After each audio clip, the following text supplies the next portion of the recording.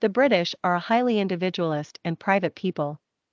Children are taught from an early age to think for themselves and to find out what their unique purpose in life is and how they uniquely can contribute to society. Today's younger generation taking it back to the way things used to be. Tailored suit, tweed coats, hats, and many more. The event, buttoned up by individualism, focuses more on how the sartorial look could be today's trend.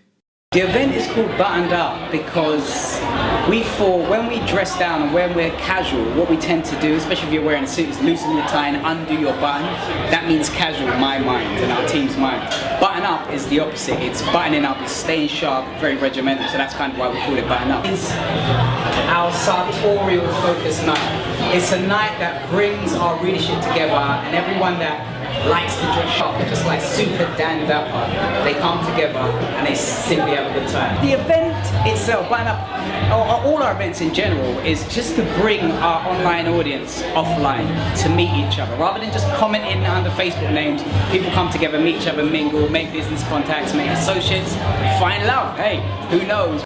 70% of young adults in the UK have started their own fashion brands. An event like this helps them to network and meet future potential business partner. This year, individualism is focusing on live events in particular because no other style collective is doing that at the moment.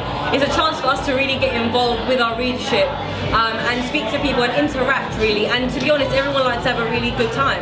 So we've got events coming up for the whole year. So literally after this one, it's on to the next one. So Sartorial is the theme of this event because it's a chance for everyone to kind of get dressed up but also look stylish at the same time. So it's not often now, as a young person in London, you get to go out looking suave, and Buttoned Up is an opportunity for people to do that. It's obviously a menswear style collective, but it doesn't mean that obviously only men can attend. It's aimed at anyone that just wants to get involved and wants to feel good and look good. The event brought up style experts and upcoming designers from all over the UK. This is Isaac Marshall Goes for the London Met Media Project. At 35, the UK has a low score on uncertainty avoidance, which means that as a nation they are quite happy to wake up not knowing what the day brings, and they are happy to make it up as they go along, changing plans as new information comes to light. As a low UAI country, the British are comfortable in ambiguous situations. The term muddling through is a very British way of expressing this. At 35, Britain sits in the lower rankings of PDI, a society that believes that inequalities amongst people should be minimized. Interestingly, it is lower amongst the higher class in Britain than amongst the working classes. A sense of fair play drives a belief that people should be treated in some way as equals. A high score, masculine, on this dimension indicates that the society will be driven by competition, achievement, and success, with success being defined by the winner/best in the field, a value system that starts in school and continues throughout organizational life. A feminine society is one where the quality of life is the sign of success and standing out from the crowd is not admirable. The fundamental issue here is what motivates people, wanting to be the best, masculine, or liking what you do, feminine. Long-/short-term orientation estimates how much society values long-term, as opposed to short-term, traditions, and values. This dimension was added by Hofstede in the 1990s after finding that Asian countries with a strong link to Confucian philosophy acted differently from Western cultures. In countries with a high score, delivering on social obligations and avoiding loss of face are considered very important. Hofstede, G. 2003. UK's index value is 25, and its place in the analyzed countries is the 29th. Hofstede, G. 2003.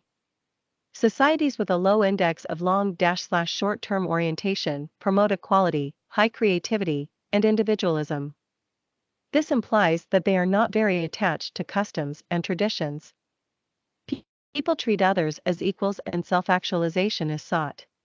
Society members are respectful of others and do not hesitate to introduce necessary changes. In other words, they are very dynamic.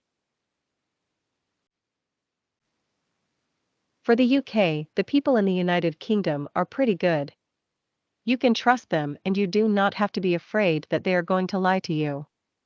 People in the United Kingdom are close with each other.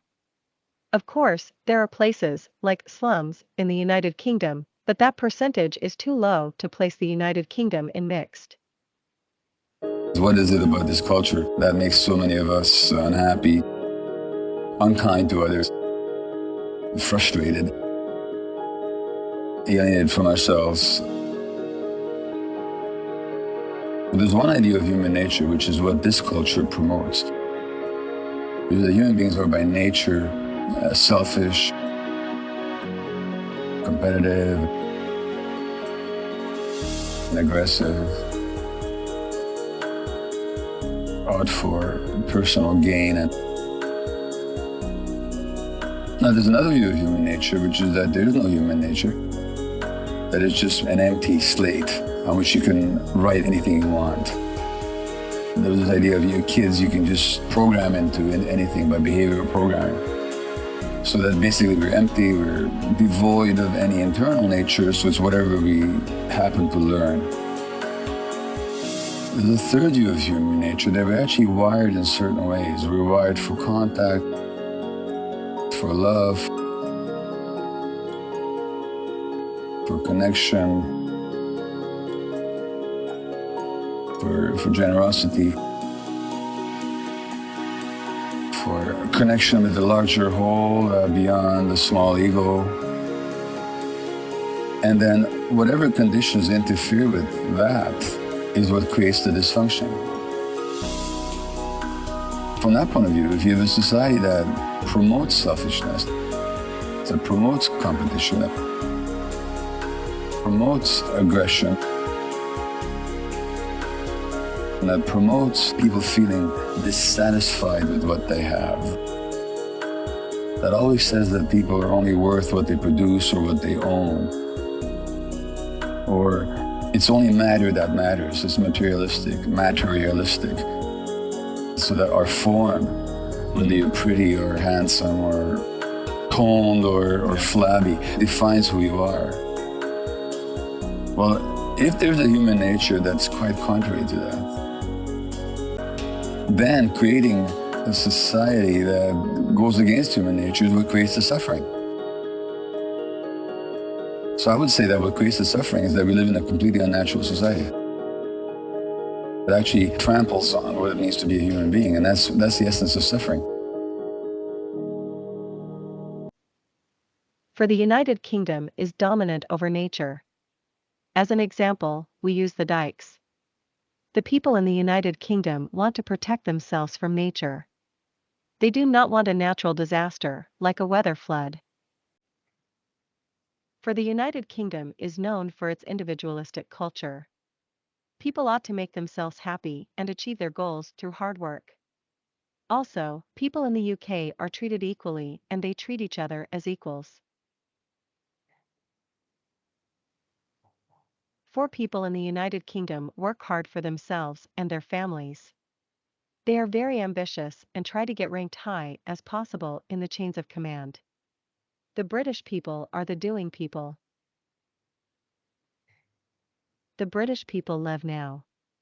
Although they have a lot of respect for their history and tradition, we can say people are present people. They do not plan for tomorrow and just live today. The United Kingdom is a low-context culture, meaning that communication is explicit and there is very little reliance on nonverbal communication. For the UK, during negotiations, it is better not to sound overly rehearsed, as most British tend to be skeptical of slick social practices. That being said, being polite is extremely important to the extent that most British prefer indirect communication, especially in the context of negative information. They may resort to vague statements, humor, or non-committal agreements to indicate they disagree with you. They are also masters of euphemism and do not use effusive language.